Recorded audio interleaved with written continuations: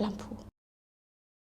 Power tak? Dengan berfikir je, kita boleh kontrol satu device. Selalu kita tengok benda ni dalam cerita sci-fi kan. Tapi sekarang ni, benda tu mungkin bukan lagi hanya dalam movie. Baru-baru ni, company Neuralink mengumumkan sedang mencari partisipan untuk uji kaji terbaru yang dipanggil sebagai PRIME, Precise Robotically Implanted Brain Computer Interface, di mana orang yang menjadi bahan uji kaji ni akan dimasukkan satu chip sebesar tiger balm ni ke dalam otak, dan chip ni boleh membantu seseorang tu untuk kontrol satu device tanpa ada wireless lah. Tetapi untuk kajian ni, mereka mencari seseorang yang mempunyai kecederaan pada saraf tunjang dan juga orang yang ada condition dipanggil sebagai amyotrophic lateral sclerosis ataupun nama lain dia Lou Gehrig disease. So, ini adalah satu condition di mana seseorang tu kehilangan kemampuan untuk menggerakkan motor secara sukarela. Voluntary motor movement lah, macam bercakap, berjalan, mengunyah. Jadi, apa yang Elon Musk harapkan daripada study ni adalah bila diorang masukkan implan ke dalam otak partisipan ni boleh menggunakan otak mereka untuk menggerakkan cursor ataupun menggunakan keyboard.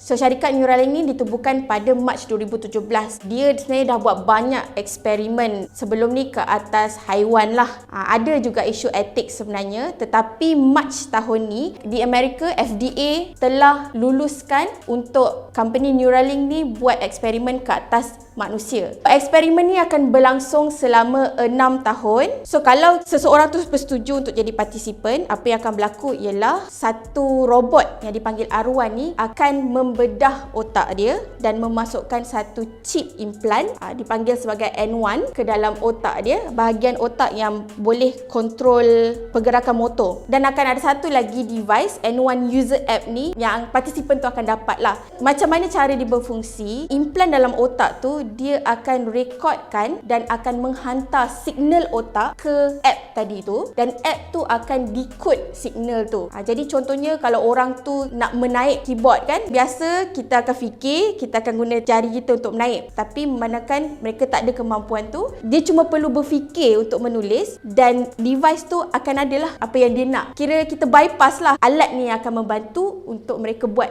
Sebenarnya sebelum ni pun ada je eksperimen yang menunjukkan kebolehan kita menggunakan satu alat untuk membantu otak berhubungan device. Contoh tahun 2002 ada alat yang membolehkan monyet kontrol cursor. 2008 ada alat yang membantu seekor monyet mengawal tangan robotik. Dan pada tahun 2017 ada juga yang membolehkan seseorang tu kontrol cursor dengan type keyboard lah. Tetapi dia memerlukan wire dan banyak electrodes lah untuk transmit nerve tu. Apa yang Elon Musk dan company dia buat ni, bayangkan chip tu sebesar ni je dan dia boleh transmit signal otak kita secara wireless. Jadi tak perlulah kita terikat duduk kat satu tempat. Kalau eksperimen ni berjaya, apa implikasi dia? Jadi bayangkan kalau kita boleh pasang bionic arm ke, orang tu boleh kontrol direct daripada otak dia. Jadi boleh membantu dia untuk bergerak semula. Selain tu, kalau orang yang kehilangan ability untuk bercakap, dia masih boleh berkomunikasi dengan orang lain melalui bantuan device. Kita boleh bayangkan orang yang lumpuh, yang tak boleh menggerakkan badan diorang, masih boleh menggunakan alat-alat yang membantu diorang jadi lebih berdikari. Elon Musk kata, kalaupun kajian ni berjaya, mungkin lagi 10 tahun barulah alat chip implan ni akan dikomersialiskan. Korang nak tak ambil bahagian dalam eksperimen macam ni?